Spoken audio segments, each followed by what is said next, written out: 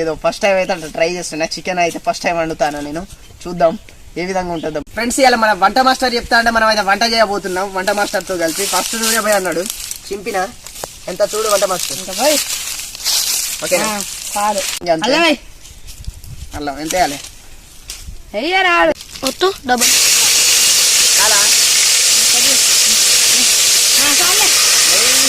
పసుపు పసుపు ఒక రవ్వ ఎంత వేసుకోవాలి దోస్తులు? పసుపు కొంచెం వేయాలట. కొంచెం మిస్టేక్ అయ్యి మనం పసుపు ఇచ్చినప్పుడుతో ఎక్కువ పసుపు గంజుల పడ్డది.